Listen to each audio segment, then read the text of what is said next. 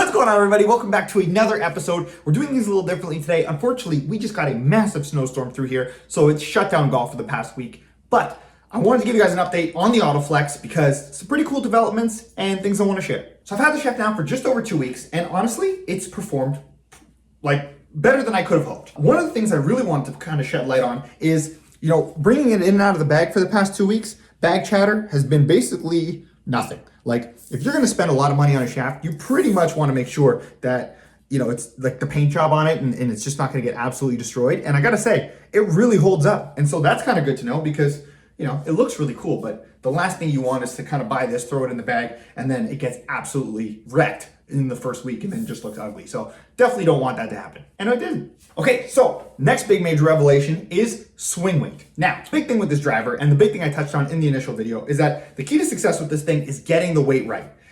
If the weight's not right, this doesn't do what it needs to do, which is where you're seeing maybe other reviews of the shaft be a little bit conflicting sometimes in their results, because if you don't get the weight right, it doesn't perform. Well, I've really figured out even how to hot rod this potentially even further, I think, and I'll tell you why. The setup you guys saw me review and play my AutoFlex course vlog in had the stock head weights that come with the Callaway Maverick, which is the 14 gram weight and the 2 gram weight. How you arrange them is depending on how much spin you want to impart or not impart. When I went and got that swing weight tested, it tested it out at D5. So that was really heavy.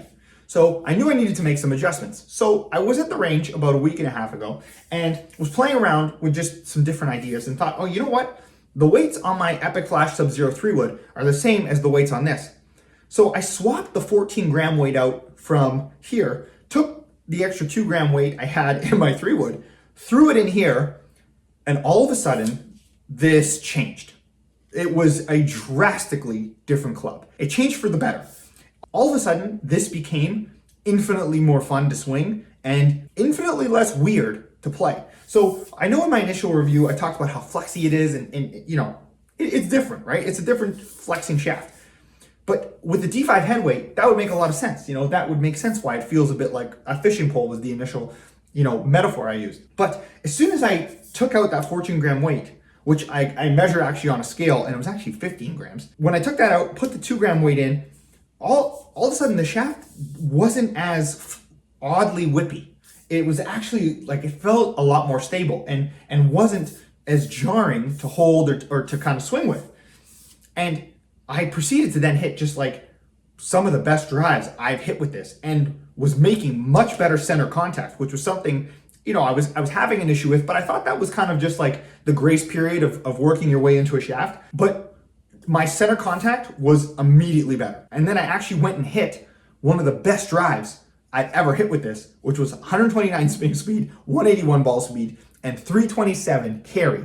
And that's with range balls that literally have no life left in them. Like they are dead. I was pretty pumped, to say the least. So I thought, okay, I gotta go get this measured again because I need to know what this is. And it turns out with the 2 gram weight in the front, 2 gram weight in the back, I have the Golf Pride MCC aligned standard size grip, 46-inch length shaft.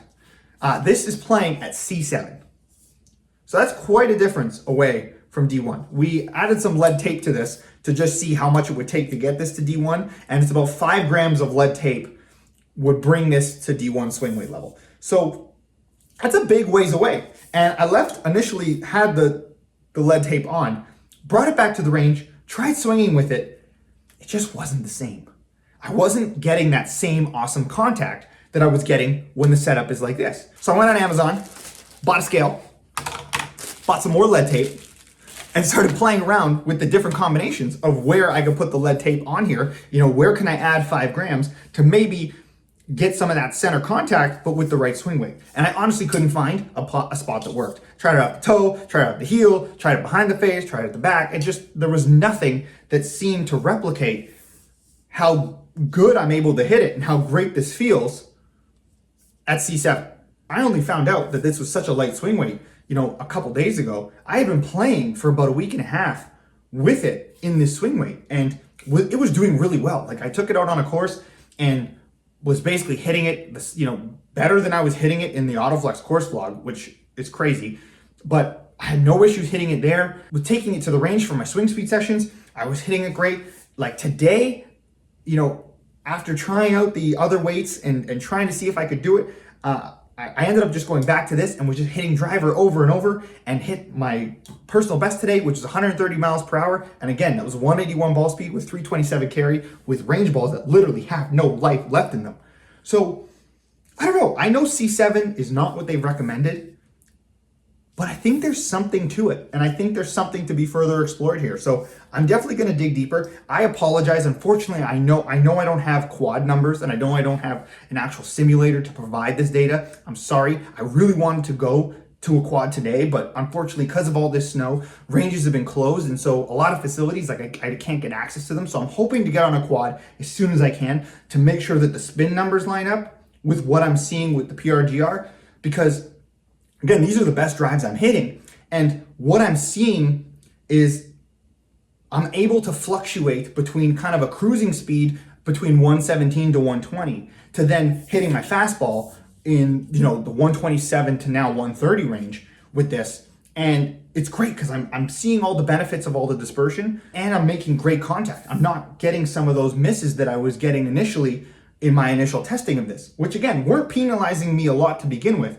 but now it's really, really tightened up. So I was just really excited to share this because for a lot of you that have DM'd me and a lot of you that have asked questions in the comments, in terms of swing weight, I think, guys, experiment with potentially going even lighter.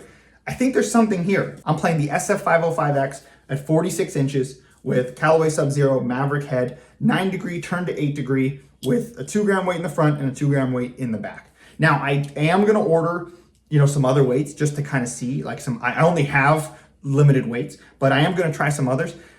But again, I don't know because I tried with the lead tape and I thought that would be the same thing. Again, I'm not a custom fitter, so I don't know, but all signs point to positivity. So with all that being said, I'm yet to make a final verdict on if this is going to stay in the bag. I really want to see this on a quad, but all signs point to positivity. From taking this out on the course to just my range sessions, I really haven't seen anything that has been a massive red flag or something I don't want to have in my game. I think one of the most underrated parts that people aren't talking about when it comes to the shaft itself actually is obviously, it's a great party trick to be able to hit absolute rockets with this. And it's great, I'm hitting some personal best numbers as a result, and that's all great.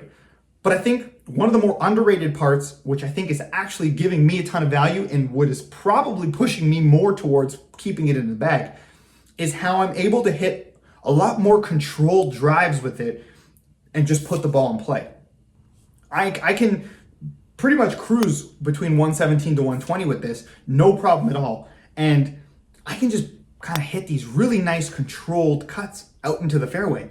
And that to me is probably the biggest part of why I think this is going to stay in the bag, because having to hit those under pressure in a tournament or, late in the round when you've got a great score going and you just need to keep putting it in the fairway, and it's really easy when you have a wide open par 5 and there's really no penalty. Yeah, sure, pull the fastball, swing as hard as you can. Awesome. It's great to be able to just absolutely launch it. That's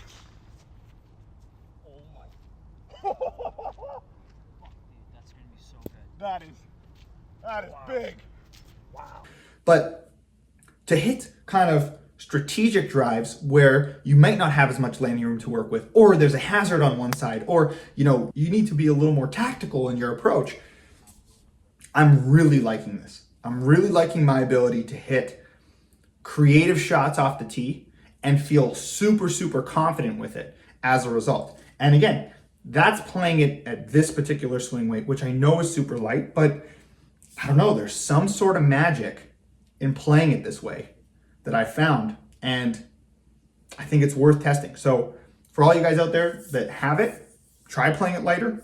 For all those that don't, I would consider testing it. When you do go test it lighter than you think and see what the results are. And the final point, and I know I touched on this in the initial review, but the fatigue on the body.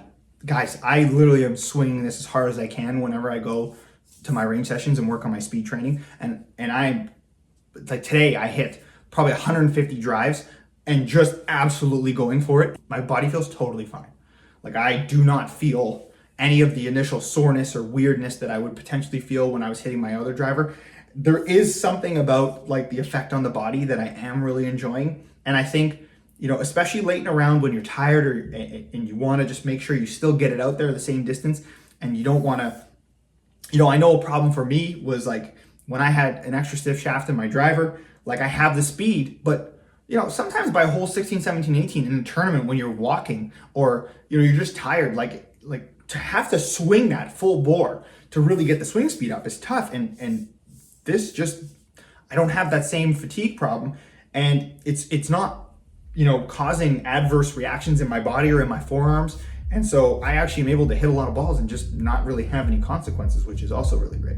So that's my AutoFlex update for now. Thank you so much for watching. I will get on a GC quad as soon as I can to get you guys some proper data, but I wanted to share this because I've been getting a lot of DMs and just seeing a lot of messages out of curiosity from you guys. And so wanted to kind of give you guys an update and kind of let you in on some of my recent discoveries and some things I found really cool about it. So hope you found this useful. Please like and subscribe if you haven't already. Join me on my 2021 golf journey to get to a +6 and become a pro golfer. And I will catch you on the next one. Peace.